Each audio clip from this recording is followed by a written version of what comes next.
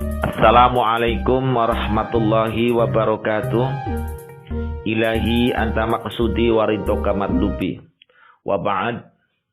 Nyuwun izin kesepuan wabil khusus murabi arwahina sekedik badhe memaknai ad'iyah al-yaumiyah, dungo-dungo ingkang kawaos nalika kita melaksanakan rutinitas zikir siri.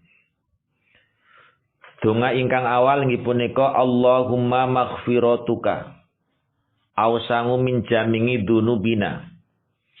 Allahumma du Gusti Allah maghfiratuka utawi ampunanmu iku awsangu lebih jembar min jamingi dunubina dibanding sekabiane dosa-dosa kita. Doa ini memberikan motivasi kepada kita, hidup jangan pesimis. Hidup jangan sampai putus harapan. Hidup tidak boleh putus asa, karena dengan pesimis, putus asa, putus harapan bisa mengantarkan sebuah kefatalan. Saged mawon tiang mergo putus asa mengakhiri hidupnya atau yang disebut dengan bunuh diri. Kenapa? Karena Allah punya ampunan yang lebih besar. Amalan kita dianggap kecil oleh Allah. Seberapa dosa kita? Kalau Allah yang akan mengampuni, tidak ada yang bisa menghalangi. Dalam sebuah hadis riwayat Turmudi, hadis sahih. Ya ibna Adam, ya ibna Adam, wahai anak Adam, lau balagot dunubuka, seandainya dosa-dosamu sampai ananas samai setinggi langit. Cobi Pak, dosa ditumpuk saka donya tekan langit. Niki dhuwure pirang juta triliun meter. Mboten saged Pak, kita bayangaken. Bintang-bintang yang ada di langit yang cahayanya kita lihat niku menempuh ribuan tahun. Dosa seandainya ini hanya analog saja. Seandainya dosa-dosa kita tumpuk yang tingginya setinggi langit. Sumastaghfartani, kemudian wahai engkau hambaku mau istighfar, mau meminta ampun kepadaku, ghafartulak, maka ku ampuni. Makanya di dalam aurat donga, setelah donga ada kalimat astaghfirullahalazim, astaghfirullahalazim, astaghfirullahalazim selama 25. Ya, dosa-dosa yang kita lakukan dari lisan, dari hidung, dari mata, dari telinga, dari tangan, dari perut, dari farji, dari kaki, hubud dunya, macicil dunyo, nuruti watake iblis, pembujuke setan, rakus, ghadab atau jengkel, dengki, munafik, ria, sombong, angkuh, ujub, arogan, kadang-kadang sum'ah, panjang angan-angan, was-was. Ini akan diampuni oleh Allah Subhanahu wa taala sesuai hadis qudsinya, lau istaghfartani ghafartulak. Jika engkau minta ampun, maka ku ampuni. Maka saat kita berdoa Allahumma maghfiratuka, kita bayangkan betapa besarnya ampunan Allah. Betapa modernnya sistem peleburan terhadap dosa-dosa kita yang Allah telah siapkan perangkat. Jadi hidup tidak pesimis. Tapi tentunya kita jangan melawan Allah. Kalau melawan namanya kita menika sudah menghina atau meremehkan Allah. Allah zat yang maha besar. Yang kemudian, waya ibna Adam, lau ataitani, wahai anak Adam, jika engkau datang kepadaku, bikurobil ardi, dengan sekebeke bumi, apane khotoyan, kesalahannya, summalaqaitani, kemudian kau bertemu denganku kelak di yaumul qiyamah, la tusrik bi, tetapi dengan syarat engkau tidak menyekutukanku, tidak menganggap makhluk lain seimbang denganku, mempunyai kekuatan sepertiku, memberikan kemanfaat sepertiku, membela sepertiku. Saya la ataituka bi qurabiha maghfiratan. Maka sekebek bumi itu, sepenuh bumi ini pun, ampunanku akan menutupi kesalahan-kesalahanmu.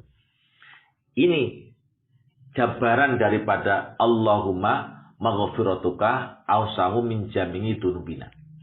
Wa rahmatuka arja indana. Utawi rahmat panjenengan Gusti iku arja, lebih diharapkan indana bagi keselamatan kami min jami'i a'malina dibanding sekabehane pira-pira amal kita. Kita beramal bukanlah sesuatu yang kita jadikan sebagai pegangan, sebagai dewa-dewaan. Kalau kita mendewakan amal, nanti dengan amal kita bisa masuk surga, berarti kita juga telah menyekutukan Allah dengan amal kita. Karena amal kita ini adalah perbuatan Allah atau sesuatu yang dikehendaki oleh Allah Subhanahu wa Ta'ala. Kalaulah kita sudah mengandalkan amal kita untuk keselamatan kita, kita juga telah memutus rahmat Allah Subhanahu wa Ta'ala. Konon hadis yang diriwayatkan oleh Abdullah bahwa seketika baginda Nabi Muhammad keluar dari rumah dan menyampaikan kepada para sahabatnya, baru saja kekasihku malaikat Jibril datang kepadaku menyampaikan bahwa dulu ada hamba Allah Subhanahu wa Ta'ala di antara sekian hamba yang pernah ibadah selama hidupnya 500 tahun. Dan dia berdomisili di sebuah gunung yang gunung itu di tengah lautan. Yang panjang dan lebarnya gunung itu 30 hasta. Dan tempatnya gunung di lautan itu di tengah-tengah, yang lautan dari segala mata arah angin itu berjarak 4.000 fasad. Dari puncak gunung keluar sebesar jari air yang tawar, yang segar, yang tidak asin. Padahal di sekelilingnya semuanya adalah air asin. Dan air itu mengalir sedikit demi sedikit sehingga menggenang di bawah gunung, di bawah kaki gunung, di kaki gunung. Dan di dekatnya ada pohon delima, yang anehnya pohon delima itu setiap malam buahnya pasti matang dan terus menerus. Sehingga menjelang pagi hamba Allah itu turun, berwudu, memetik memetik delima, makan, sholat, ibadah dan berdoa. Terus menerus selama berapa? 500 tahun.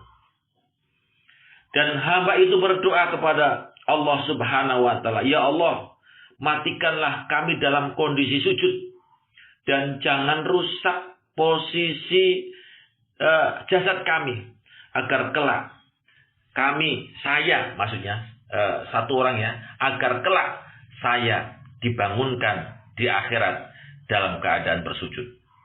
Dan Allah Subhanahu wa Ta'ala, kata malaikat Jibril, mengiyakan. Fa'altu.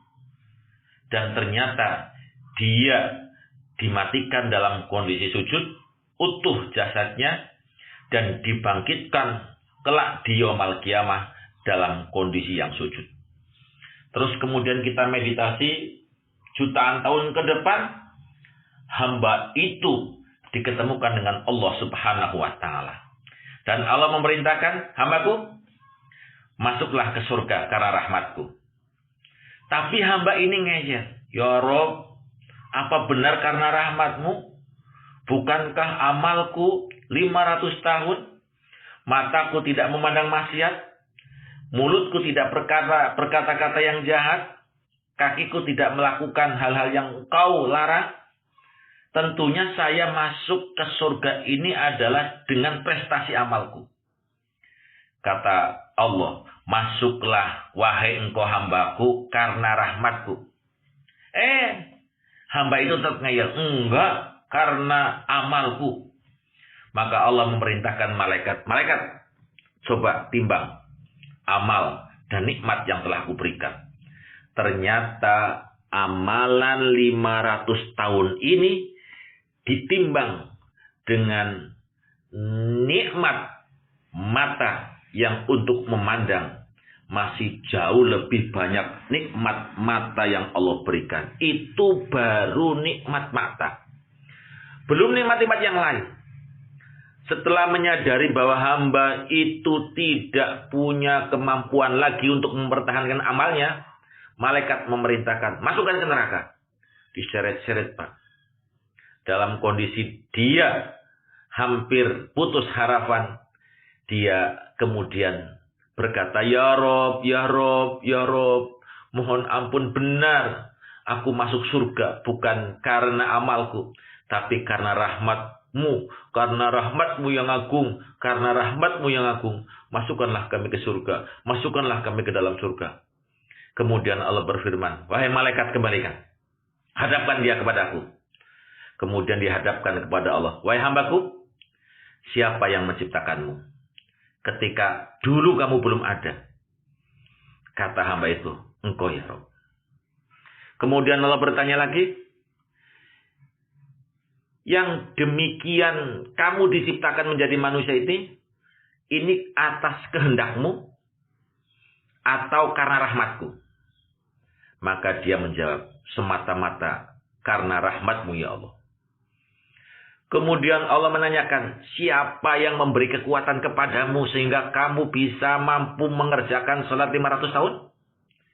Dia menjawab, engkau ya Rabb. Allah bertanya lagi, siapa yang menempatkanmu di gunung yang dikelilingi ombak laut? Kemudian dialirkan air yang segar di tengah-tengah air yang asin? Di setiap malam ku beri engkau buah delima yang matang? Siapa coba? Dia jawab, engkau ya Rabb. Siapa yang mematikan engkau sujud? Kemudian engkau dibangunkan dalam kondisi sujud, jasadmu utuh, ragamu utuh? Dia berfirman, karena engkau ya Rabb. Setelah ia mengakui dengan diktean-diktean yang Allah berikan, Allah berfirman, betul, semua itu adalah berkat rahmatku wahai hambaku, bukan karena amalmu. Dan hanya dengan rahmatku inilah aku memasukkanmu ke dalam surga. Engkau adalah bagian daripada hambaku yang banyak memperoleh kenikmatan. Assalamualaikum warahmatullahi wabarakatuh.